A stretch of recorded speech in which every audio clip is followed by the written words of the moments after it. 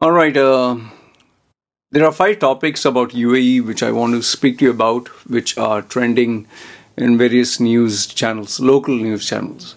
One is UAE government is asking people not to conduct sharing or have the rooms overcrowded. Like you take an apartment, only you can stay there or your mother, father, but it shouldn't be brother, sister, or they are even enforcing that rule. Okay. And also you cannot rent out a room and share it with someone else. The second one is UAE pardons the 57 Bangladeshi convicts. I'll give my thoughts about that.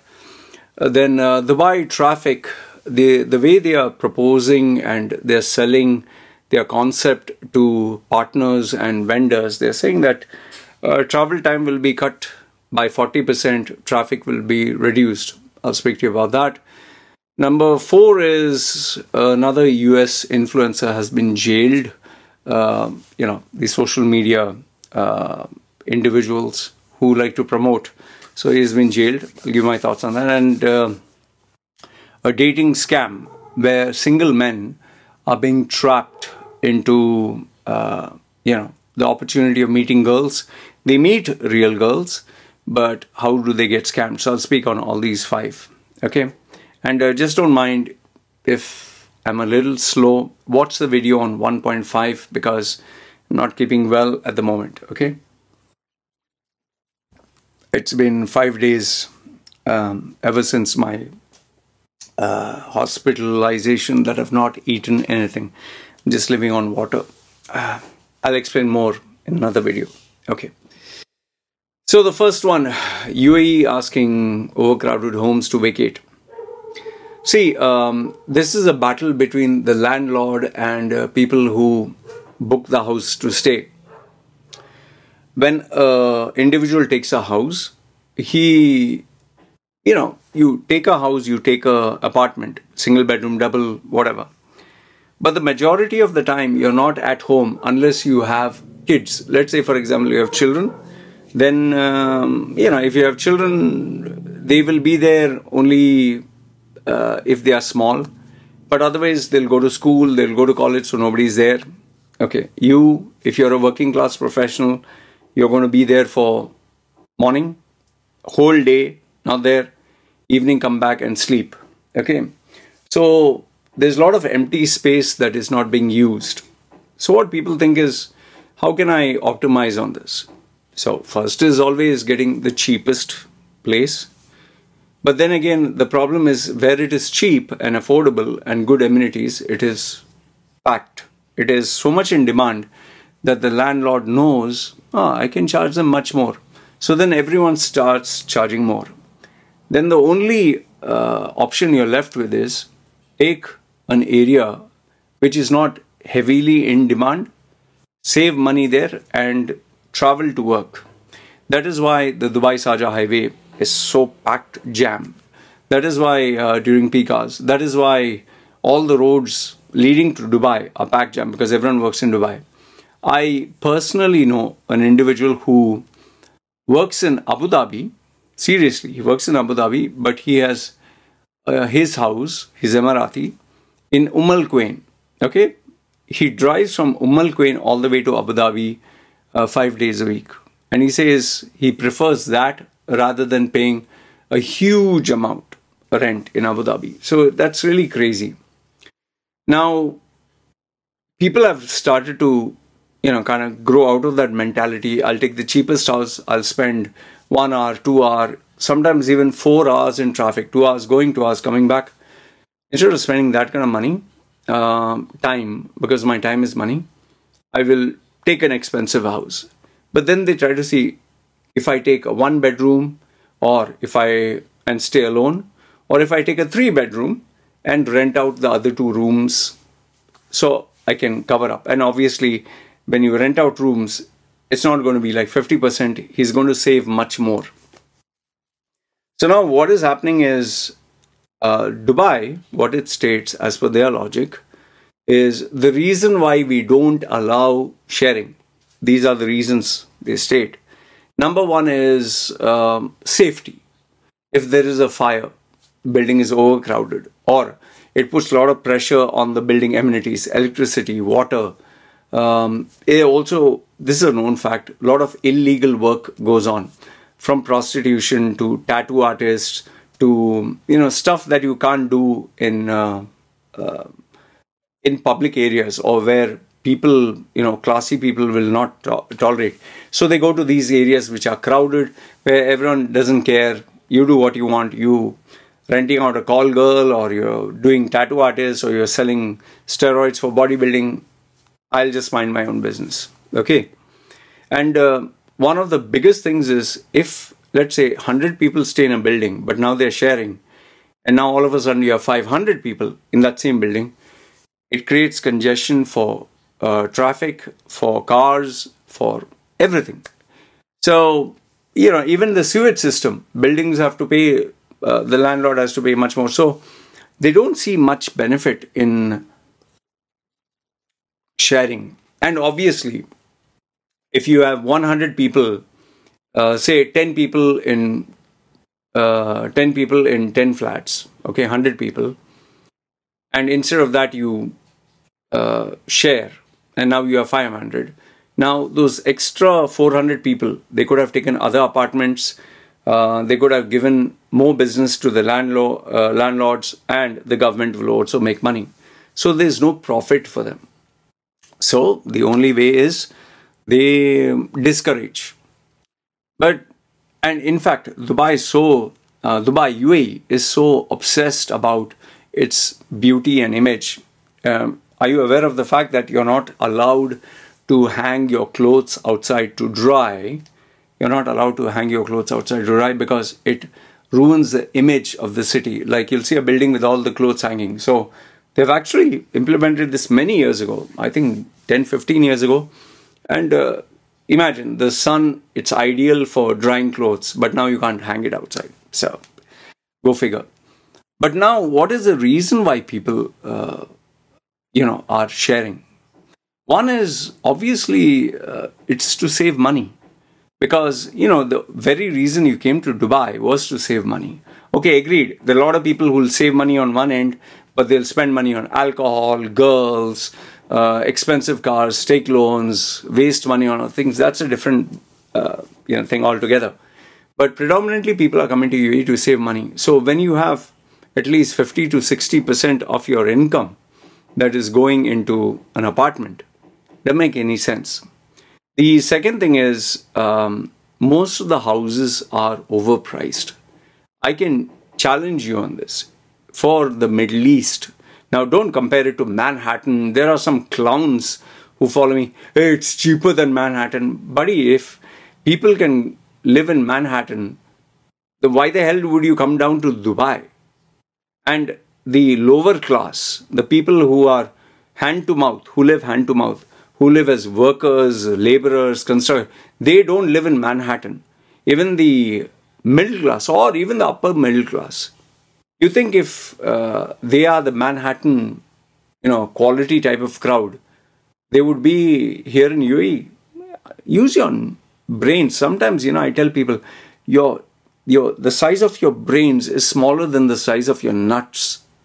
You're a bloody stupid, uneducated fool. Oh, in the UK, it is far more expensive. My dear friend, majority of the workers in UAE can't afford to go to UK, all right? And if you are in UK, why the hell would you come down to Dubai unless you're a useless piece of shit? Nobody wants you in UK. You can't get a job. You're not worth it. That is why you are like the unwanted garbage that is seeking for a job. I can honestly challenge you. People who are doing well in UK, people who are successful, they will never want to come down to the Middle East, unless, of course, their pay is like 5 or 10 times more. UK.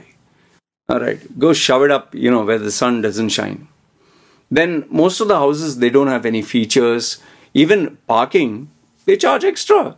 Parking is not for free. Parking is extra and facilities are extra. So it makes it very hard for people to manage that. Then you have also most of the people hardly stay at home. Most of the people are always traveling, and when they come back, they only come back to sleep.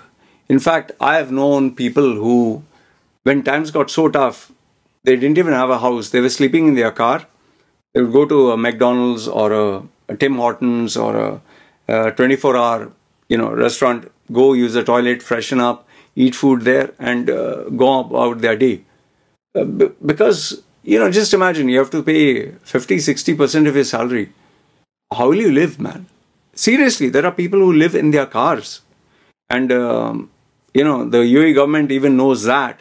But they try to keep it off the media because then it gives a very bad image to Dubai. In fact, I got some videos of people who are actually sleeping in the parks and sleeping in various areas. It's a tough situation here.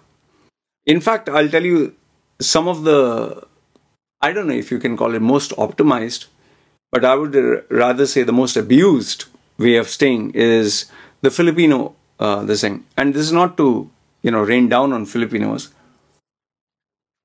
The Filipino community, the middle class, lower middle class, they're like a family unit, especially in Dera, Dubai. You can see this. Dera, Dubai, Satwa, where there are many Filipinos in one building. And mostly the whole building will be filled with Filipinos. It'll smell like Filipino food. It'll smell like Filipino fish. They have their Tagalog music. And by the way, I love Filipino food. I love Filipino culture. My girlfriends have been also Filipino, so I'm not looking down on them. I made videos about them where the only criticism I have against the Filipinos is they are the most creative in the world. They are the most talented. Yet they can't stop having the crab mentality of pulling each one down, and they don't have that strong self-esteem and self-ego. And I don't blame them. Philippines it's a very tough life, given the typhoons, the floods. They are very poor people, very, very poor, but they're doing their best, and they're very family-oriented. Anyway, don't want to speak much about Filipinos. But if you see a Filipino house, an apartment, they will have bunk beds, okay, maybe 2, okay, and they will have a blanket or a curtain where they can do their private stuff if they're having intercourse or whatever. So you'll have one, the dog barking, okay, 1, 2, 3. So you have 3, like in a room, 3 Filipino like couples, or you'll have 3 Filipino single, 1, it depends. The only replicated lifestyle of this is labor camps, which they offer for Indians, Pakistanis, Bangladeshis, Nepalis, Chinese also nowadays, where they will have, it's like a hostel or something, and they'll have common toilets and bathrooms, and normally Indians and Pakistanis, they are one. Chinese are kept separate because Chinese, their food, their culture, they don't like to mix. And Filipinos, they really don't like the Indian, especially the smell, hygiene and all that. And I've spoken about this in previous videos. And yeah, so end of the day, it comes down to, yes, if you spend money, you can live a good life. But the problem is, like the heuristic treadmill, your level of satisfaction always goes higher. From a second-hand car to a brand new car, then to a Toyota, then a full options Toyota, then you'll go maybe for a, let's say, hybrid car, then you'll go for a, Pajero, then you might go for a second-hand Land Cruiser. So people, their tastes keep improving and not improving, getting higher. Now that is one area. The second one is they obviously value their time. So they wouldn't mind paying a little extra to have the accessibility to their workplace. So when all these dynamics come into play and you don't want to be stuck in traffic and all that, and now there is that Salik, so the cost increase even more.